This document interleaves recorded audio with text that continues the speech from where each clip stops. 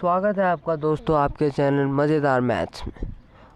और आज हम देखने जा रहे हैं कि कैसे लीनियर इक्वेशंस को सॉल्व करते हैं अलजेब्रिक मेथड से। ये मैं आपको एक दो क्वेश्चन से भागूंगा नहीं, आपको 3 क्वेश्चन करवाऊंगा कम से कम, ताकि आपको अच्छे से फील हो जाए। एक क्वेश्चन करके क्या फील होगा यार, तो बने रहिए इसके साथ। देखिए, मेनली अपने 3 मेथड्स होते हैं। 3 मेथड्स कौन कौन से? पहला होता है सब्स्टिट्यूशन बोलते हैं, इसको ही देखना है आज अपने को। इसको प्यार से हम पता है क्या बुलाते हैं? इसको बोलेंगे हम प्यार से उठा पटक मेथड। अब ये क्वेश्चन के दौरान समझ में आएगा ऐसा क्यों। इसको बोलेंगे उठा पटक मेथड। दुनिया इसको क्या बुलाती है? सब्स्टिट्यूशन, अपन बोलेंगे उठा पटक। ठीक है, ये देखो। और क्या है? और दूसरा मेथड है एक एलिमिनेशन। और तीसरा मेथड क्या है? एक है क्रॉस मल्टीप्लिकेशन।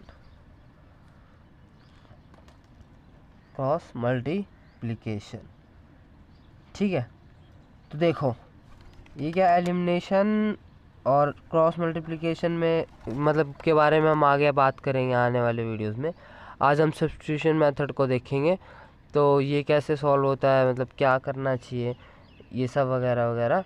एक मेथड हम पहले भी देख चुके हैं, याद हो तो आपको, उस पर भी पहले हमने बना रखी है एक वीडियो। नहीं देखा तो आई बटन पे दबा के देख लेना। वो कौन सी मेथड देखा है, याद है आपको? हाँ, ग्राफिकल मेथड। उसमें क्या होता था कि ग्राफ के द्वारा वो उसको निकालते थे आंसर। तो आपके मन में आना चाहिए एक सवाल, यार ग्राफिकल मेथड था तो इसके लिए, तो क्या ज़रूरत पड़ी उसकी, इन सब मेथड्स की क्या ज़रूरत पड़ी? तो मैं आपको बताता हूँ। देखो, ग्राफिकल मेथड में क्या था, ग्राफ प्लॉट करते थे ना, ऐसे करके ग्राफ प्लॉट करते थे और उसके बाद 2 लाइनें बनाते थे और जहाँ पे वो काटती थी वही उसका सल्यूशन होता था। ऐसा ही होता था ना। पर मेरे को एक बात बताओ, अगर हमें ऐसे कोई ग्राफ में ऐसे पॉइंट प्लॉट करने हुए जैसे √2 या √3 या 1 पॉइंट समथिंग, तो ऐसे ग्राफ को प्लॉट करना मुश्किल आएगी ना? आएगी कि नहीं आएगी? अपने को कैसे आदत है, कोई हमको 1 दे दे, -1 दे दे, -1 दे दे, -2 दे दे, ये सब प्लॉट करने के लिए दे दे तो ये आसानी होगी। लेकिन यहाँ पे सब कुछ मिल रहा था, ऐसी चीज़ें भी मिल रही थी, तो इससे सॉल्व करना मुश्किल हो जाता था। तो लोगों ने ये मेथड्स बना लिए। ठीक है, समझ में आया? इसलिए ये फेल हो गया, वरना तो इसी से काम चल जाता ना, काहे को इस सब की ज़रूरत थी। तो इसलिए इन चीज़ों की ज़रूरत आई।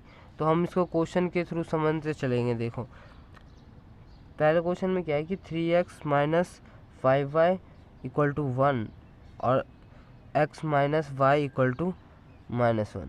अब मैं एक एक स्टेप लिख के दिखाऊंगा आपको, मतलब पेपर वगैरह में करो या कहीं बाहर वगैरह करो तो ऐसे ही करना, बाकी मैं फिर अगले क्वेश्चन में सीधे सॉल्व करेंगे। ठीक है, पहले क्या करना है आपको, देखो इधर एक को उठा के दूसरे में पटकना, यही इसलिए बोलते हैं एक को उठा के दूसरे में पटकना। अब देखो कहाँ से उठा के किस में पटकना आसान होगा।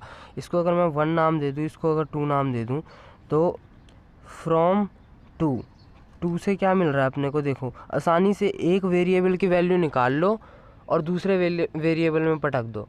ठीक है, तो उससे क्या होगा, अपने को आसानी हो जाएगी, क्योंकि ये वाला भी एक वेरिएबल में बच जाएगा। एक वेरिएबल में सॉल्व करना तो अपने को आदत है बचपन से, तो इसलिए हम ऐसा करते हैं। देखो यहाँ से अगर मैं x की वैल्यू निकालूं, चाहे तो हम y की भी निकाल सकते हैं, पर x की निकालना आसान है, सीधा y भेज दो, जैसे x की भी निकाल सकते हैं। तो यहाँ हो गया -1 + y। अगर मैं इसको थर्ड नाम दे दूँ तो देखो क्या होगा, अब फ्रॉम थर्ड एंड फर्स्ट, इसी की निकाल के इसी में मत रख देना, वरना 0 आंसर आ जाएगा। इसी की निकाल के पता चला इसी में रख दिया। एक से निकालो दूसरे में पटको, समझे? एक से निकालो दूसरे में पटको, तो ये हो गया 3 टाइम्स। अब x की वैल्यू क्या रखेंगे, -1 + y। ठीक है, और ये -5 और y का y रहेगा, और क्या, = 1। अब इसको सॉल्व करेंगे। सॉल्व कैसे करते हैं, मल्टीप्लाई करो।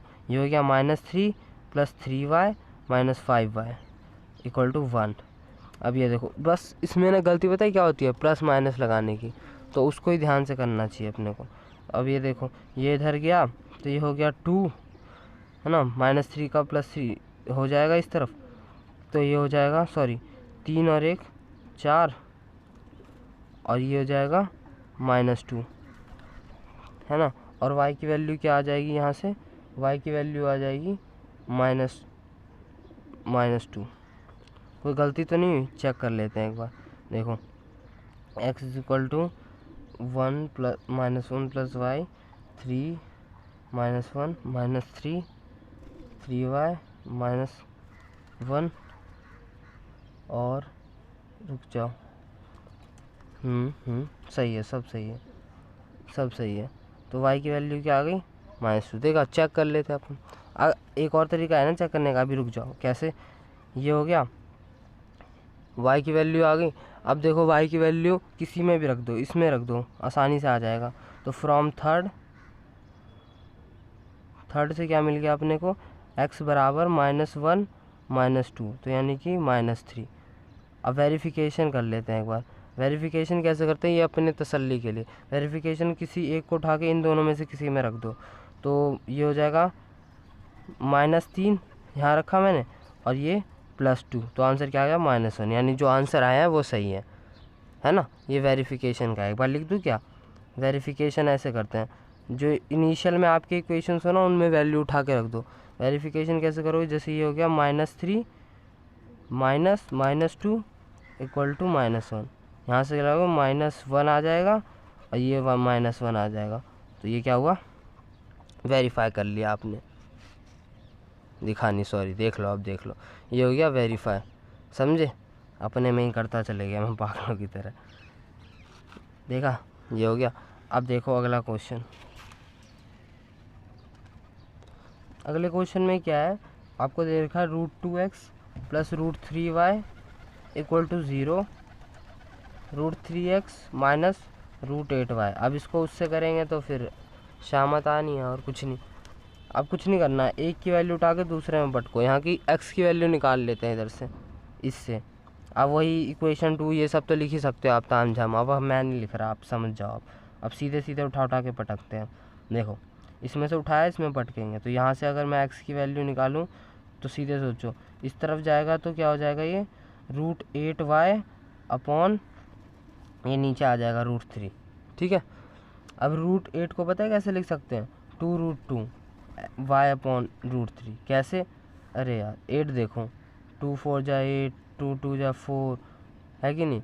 तो ये प्राइम फैक्टराइजेशन से अगर ऐसे लिख सकते हैं, तो ये क्या हो गया, 2 × 2 हो गया, √8 हो गया, देख ही लो, कोई दिक्कत नहीं है। √8 हो गया, 2 × 2 × 2, 2 कॉमन आ गए, तो यहाँ से 2 बचा।